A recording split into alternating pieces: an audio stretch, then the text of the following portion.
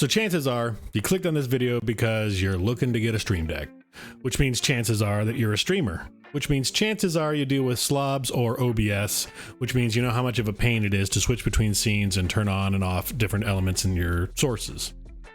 Obviously, you can do this by setting up hotkeys or macro keys on your keyboard and just keeping track of which buttons not to push.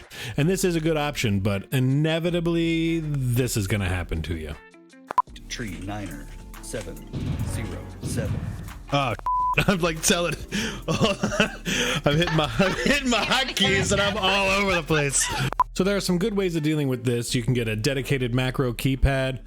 You can use an app on your phone like Touch Portal, or you could pick up the Stream Deck.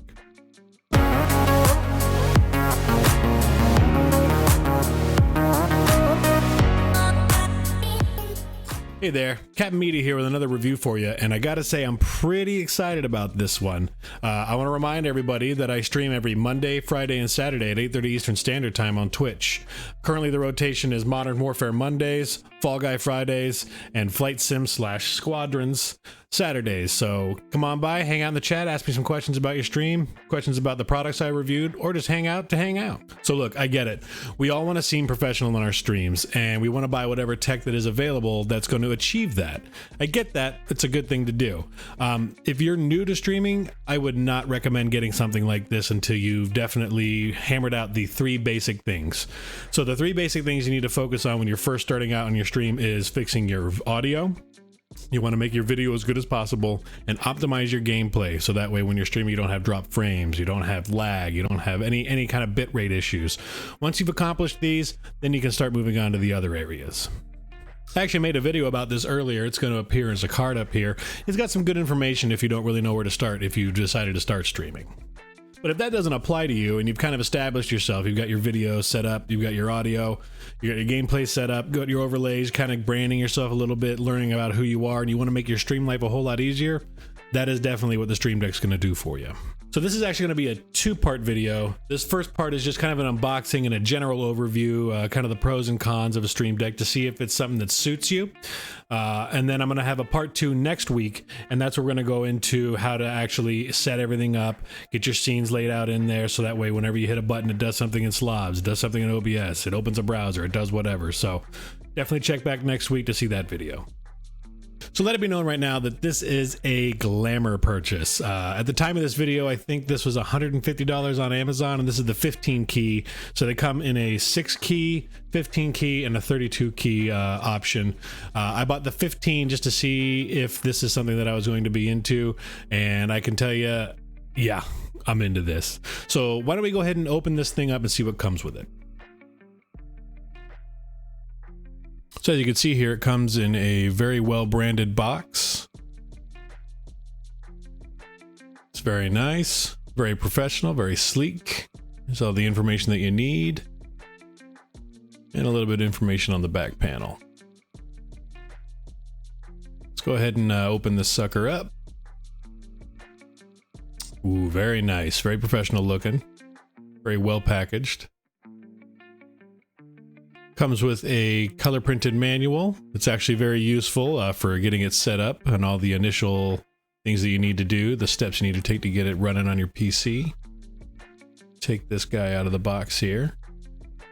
It comes with the USB 2.0 cable attached.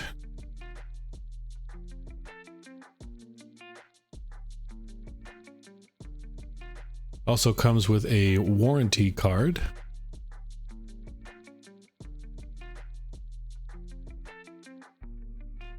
And the stand is not attached. It is a cradle that it sits in with 2 sets of adjustable feet.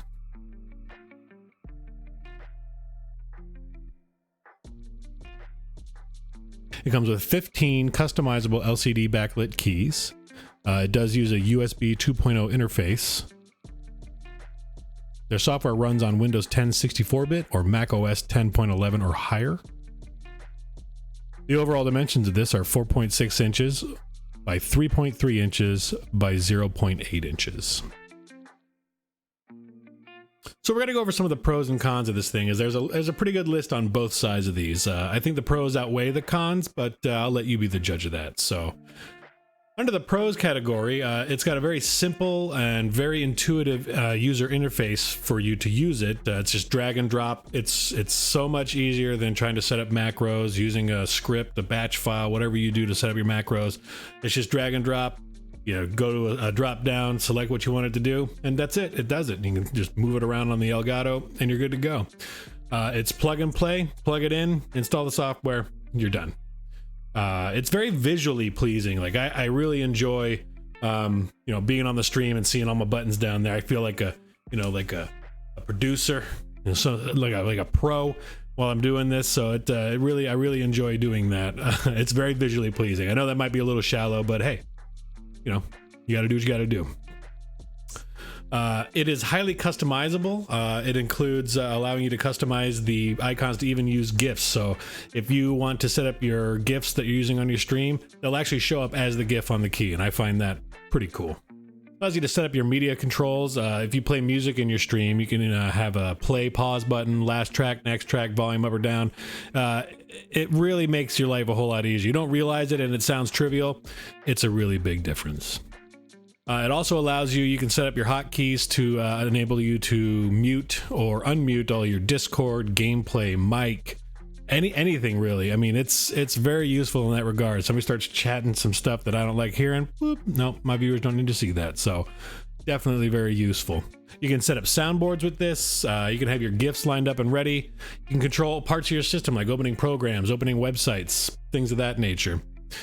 There is Twitch integration for clipping, viewers, chat modes, and playing ads.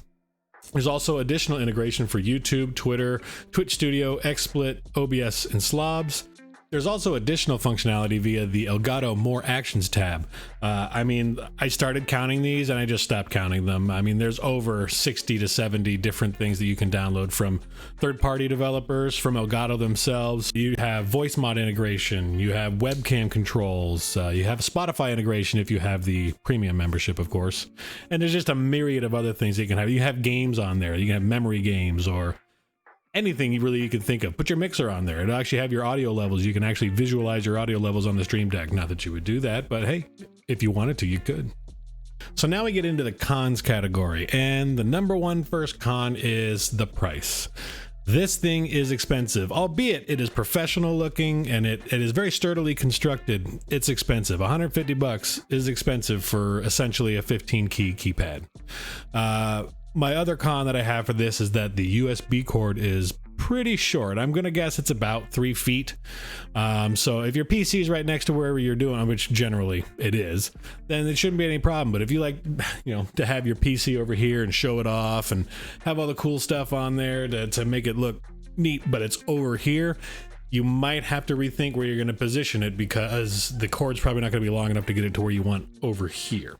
Another con that I have noticed is the mount that comes with this. So this is the 15 key Stream Deck, and it has a plastic mount that comes with it that has 2 different sets of feet for it to click in, and you'll be able to see it in some B-roll here. It has 2 sets of feet that'll be able to click in to position, but whenever you pick the Stream Deck up or you just want to move it a little bit, it all comes down like a house of cards. So it's very annoying when I just want to move it a couple of inches this way. Generally, I'm going to be taking the Stream Deck off, resetting the mount, putting it back on the mount. It's tedious, but it's a con.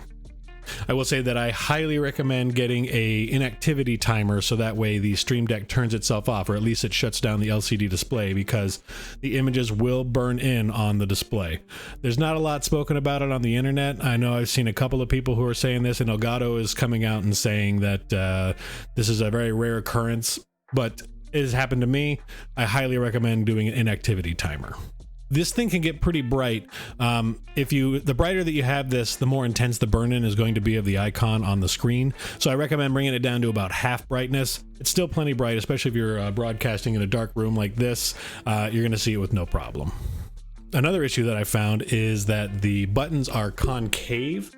So if you're using light sources that are directly on you and they don't hit that, that's probably not a problem. But if you use any kind of light source that's coming from the ceiling or behind you and it's hitting that, there is a certain angle that you can wash out what the keys actually say, and sometimes you can't even see what the key says because the glare from the light is pretty intense. So something to be mindful of. I think that's kind of self-explanatory, but you know, that's something you'd have to experiment with.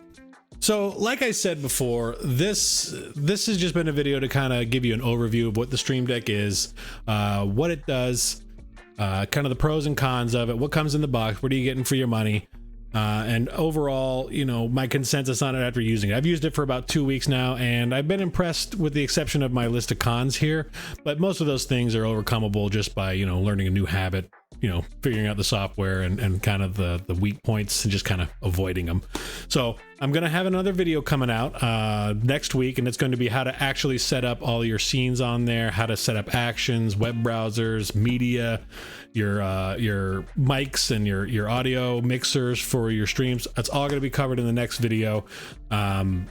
So definitely be on the lookout for that. If you haven't already, go ahead and make sure you hit that like, subscribe, and bell icon so that way you can be notified when that video comes out. And until I see you guys next time, game on.